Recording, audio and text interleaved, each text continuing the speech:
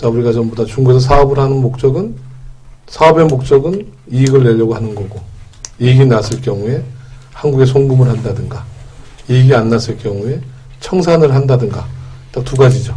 이 부분에 대해서 경험이 있으시면 말씀해 주시고, 오늘 그 토론을 마치도록 하겠습니다. 자, 이익이 발생했을 경우부터, 우리 정 사장님. 글쎄요, 이익 발생했을 경우는 계속 재투자죠. 네, 계속 이제 매장을 오픈하는 이런 방식이고요. 그 송금, 예를 들어서 이제 재투자가 이루어지면 세금 혜택도 많기 때문에 이렇게 재투자하고 한국으로 송금은 뭐 거의 없는데 한다고 하면 또 정식으로 이제 절차를 밟아서 하게 되죠.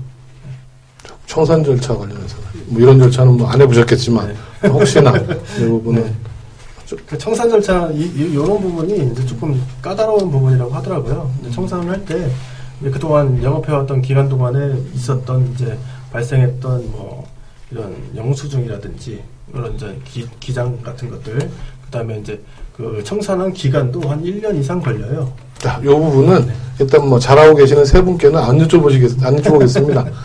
버시는 것만 생각하시고 그럼 마지막으로 우리 김성훈 박사님이 일단 정리해 주시면 될 것 같고, 그 이익이 났을 경우에 우리 조사님 한 말씀. 저도 마찬가지로 지금 한국에 송금하는 경우는 거의 없습니다. 지금 한국에서 이제 저희 가족들이 있기 때문에 지금은 한국에서 자급자족을 해야 되는 형편이고, 지금 이익이 생기는 부분은 계속 매장을 늘려나가다 보니까 현재 뭐 중국에 4개의 매장이 있는데 그 부분에 대해서 뭐 잘 되는 매장이 있고 조금 기울어가는 매장이 있고 또 살려야 되는 부분이 있으니까 그 부분은 참 말씀드리기가, 한마디로 말씀드리기에는 좀 복잡 미묘한 뭐 그런 부분이 있는 것 같습니다.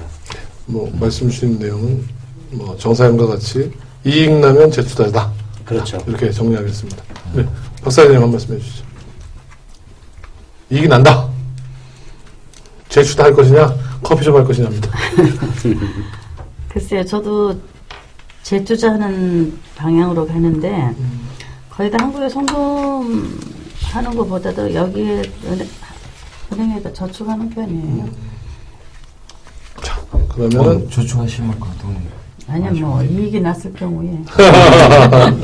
자, 그러면 뭐 모든 분들이 이익이 나시면은 어쨌든 중국이 큰 시장이니까 재투자 부분이 당연하다고 보고요. 그다음에 혹시나 만에 하나 내 이름으로 했는데 사업이 잘 안 됐어. 그럼 어쨌든 뭐 우리 한국말로 야반도주 하는 것도 좀 모양이 사실 안 좋으니까 최근에 몇 년 전에 우리 중국 내에서 한국 업체들 경기 안 좋아서 그 한국으로 철수하는 과정에서 뭐 야반도주했다라고 하는 얘기도 많이 하지만, 또 그 반면에는 하려고 했는데 정말 청산 절차 힘들다. 나 진짜 이미지 좋게 하고 가려고 하는데 라고 하는 부분도 있는 것 같아요. 그래서 이 부분이 혹시 김성 박사님 뭐 경험이 있으시면 청산 절차가 어떤데 이렇게 하려면 이렇게 정도 그 준비를 해야 된다라고 한 말씀 해주시면 좋을 것 같습니다. 우선 중국 내에서 청산하시려면은 설립을 하는 것보다 복잡하기보다는 우선은 시간이 많이 소요가 됩니다. 가장 많이 소요되는 부분들이 이제 공산국에 우리 이제 그만하겠습니다라고 청산 신청을 하고, 그 다음에 이제 각종 등기 등록 기관인 세무, 노동, 재정, 통계, 세관까지 다 거쳐가지고 거기에서 이제 말소를 해도 된다는 도장을 다 받아서 다시 공장을 가서 이제 깔끔하게 말소에 대한 부분들을 다시 신청하게 되면 거기서 이제 말소에 대한 부분들이 나오면 그걸로 업무가 완료가 되는 건데, 가장 시간이 많이 걸리는 부분들이 이제 세무국하고 노동국입니다. 세무국은 개별적으로 대표에 대한 그리고 그 회사에 대한 부분을 가지고 이제 털기 시작하는데, 이제 특히 대표들이 그리고 직원들이 외국인인 경우 같은 경우는 기존에 있던 그 거주일까지 다 계산을 해가지고, 그리고 급료가 낮았다면 그 낮은 부분이 한국에서 이 업종에서 이걸 종사하게 되면 얼마인데 그 기준보다 낮은데 그 낮은 이유에 대한 사유서를 또 이런 부분들이 오고 가면서 소통을 해가면서 제출을 하다 보면 소요기간이 최소 6개월은 거의 없습니다. 1년 이상씩 소요가 되기 때문에 거기에 대한 대응료가 상당히 높습니다. 아니 안 돼서 돈이 없어서 그만두려고 하는데 이걸 마무리 지으려면 대응료가 우선 만만치가 않고 또 청산보고서를 공인회계사무소에서 그걸 받아야 되는데 그 비용 또한 만만치 않기 때문에 이 비용에 대한 그리고 이 시간에 대한 부분들이 부담이 너무 많이 되셔서 일반적으로는 이걸 명의를 다른 사람한테 넘기고 가려고 해도 우발적인 채무라든가 뭐 그런 상황을 정확하게 알지 못하기 때문에 누가 이거 안 하려고 또 하는 사람들이 별로 없죠. 그래서 일반적으로 버리고 가면 이게 관련 법률에 따라서 공사행정관리부에서 직권 말소를 해주는 건데 연금을 안 했으니까 연금이 1년차, 2년차, 3년차 안 하게 되면 이제 직권 말소를 해야 되는 건데 중국 공산국 입장에서는 얘네들이 인사고가가 있거든요. 유치를 해놓고 1년에 뭐 10개 이상이 이거 지금 직권 말소를 해야 된다. 이게 또 안 되거든요. 행정기관이 공무원 입장에서는. 그렇기 때문에 계속 그게 차일피 미루다 보면 계속 누적되어 있고 누적되어 있는 상태에서 그분이 투자자가 대표가 다시 여기서 동종업계에서 사업을 하게 되면 이제 블랙리스트에 올라가 있는 사람이기 때문에 이제 자기 명의로 하기는 좀 힘들어지시는 거죠. 근데 그런 불이익은 없나요? 예를 들어서 만약에 청산 절차가 잘 안 이루어졌다. 네. 그랬는데 여기 이제 거주를 해야 되니까 비자는 뭐 다시 직원으로 들어간다든가 이렇게 됐어요. 그러면 출입국 관련해서는 별로 불이익 같은 게 없나요? 이 부분은 행정적인 측면이고 저기 어떻게 보면 형사적인 부분들에 대한 것들이 아니라면 또 민사적으로도 저기 채무자로서 채권자가 소를 제기해가지고 뭐 출국 금지라든가 뭐 그런 부분들을 조치를 안 해놨다면 크게 문제될 건 없죠. 그런가요? 네. 근데 제 같은 경우는 옛날에 이제 제가 이거 요식업을 하면서 한국의 사무통신설비유한공사 총경리를 했어요. 13년을 제가 했습니다. 총경리를 할 때 그때는 이제 비자가 제때 비자가 있었죠. 그래서 이제 우리 회사가 중국의 뭐 그 통신사하고 합작을 했어요. 했는데 소당산에다가 땅을 이제 구입해 놓은 게 있었어요. 공장 부지로.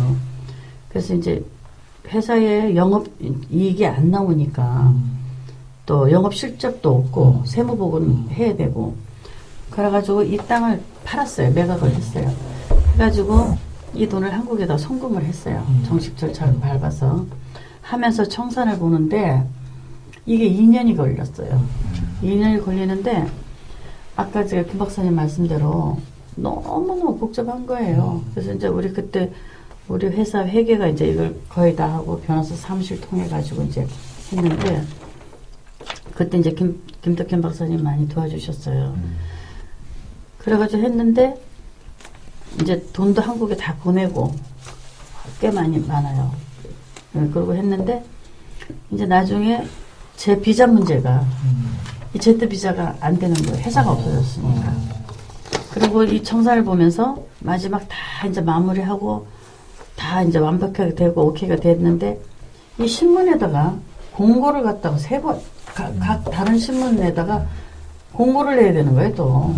그렇죠. 예. 내고 그리고 마무리를 했는데 그래서 저는 이제 비자가 Z 비자가 안 나오니까 이제 F 비자를 했어요. 네. 그 이게 비자법이 자꾸 바뀌다 보니까 이거는 이제 뭐 3개월 한 번씩 들어갔다 나갔다 해야 되는 거예요. 아니면 이제 한 달에 한 번씩 왔다 갔다 하고. 그리고 나이가 있으니까 딴 회사 빌려가지고 취업증을 냈는데 노동국에서 나이가 많다고 취업증을 안 내주는 거예요. 그러니까 이제 뭐 6개월에서 3개월, 3개월에서 1개월 이 장사하는 사람이 할 수가 없는 거예요. 그래가지고 이제 우리 애가 이제 직장 생활을 하다 보니까 이제 거기에 가족을 해서 S2 비자가 나오더라고요. 그래가지고 이제 1년 비자의 체류 기간이 3개월인 거예요. 그래서 3개월을 1년을 하고 그 다음에는 이제 체류 기간 1년이 된다고 그러더라고요. 그래서 사실은 대기업에서 나와서 Z 비자를 가지고 영업을 하시는 분들은 문제가 없지만 우리 같은 경우는 참 이게 비자 문제로 해서 참 어려움이 그렇죠. 많습니다. 그래서 이제 독자를 하려니 또 뭐 돈 갖고 오는 문제도 있고 그래서 이제 나중에 이제 독자 문제를 할 때는 김 박사님께 상담을 자, 장시간 우리가 얘기를 나눴는데요. 우리 마지막 청산 절차를 얘기를 했는데 이 부분은 제가 억지로 조금 덜한 부분은 여기 중국에 오시는 한국 분들이 청산 절차 하지 마시고 만약에 돈 많이 버시고 그렇죠. 나중에 돌아갈 때는 좀 많이 중국 분들한테 주고 가든가 중국 친구한테 이러면은 장사 잘 될 때 모든 분들이 그러면 좋죠. 그렇게 되기를 바라는 마음에서 중국 정보를 오늘 귀한 시간 내주신 네 분 전문가님들하고 말씀을 나눴고요. 그래서 이게 다음에 다른 업종들도 이렇게 진행이 되었으면 하는 바람입니다. 그리고 저 개인적으로 한 말씀 드리고 싶은 내용은 중국에 와서 사업을 하시는 분들, 한국에 계시는 분들이라든가 중국에 계시는 분들이 중국에서 사업을, 식당뿐만 아니라 모든 사업을 하시는 데 있어서 마음가짐을 아까 전에 조사님께서 6개월, 1년 뭐 이렇게 말씀을 하셨는데 저는 좀 다르게 생각하는 부분이 중국 속담에 보면은 군자의 복수는 10년이 늦지 않는다라고 하는 얘기가 있어요. 이제 성어가. 그런데 제가 바꿔서 중국 사업은 10년 하고 하루를 더 봐야 된다. 한국 사람이 와서는 무슨 얘기냐면은 중국 분들이 생각하고 있는 10년이라고 하는 장기간의 계획보다 더 하루를 더 생각을 할 수 있을 정도의 여유를 가지고 중국 사업을 시작을 해야지만 성공하기가 뭐 비슷하지 않을까. 하루 정도 갖고 안 되고 좀 더 뭐 11년, 12년 계획을 잡아서 모든 사업을 해야 되고 마음가짐도 그런 마음이 되었으면 하고 모든 분들이 중국에서 사업하셔서 이익이 나시고 청산하지 마시고 제출도 하시고 또 제출하시다가 또 우리 박 회장님처럼 한국에 가신다고 할 때 주변에 10년, 20년 같이 있던 직원들에게 놀아주고 이렇게 돌아갈 수 있는 한국 사람들이 되었으면 하는 마음으로 토론을 마치고자 합니다.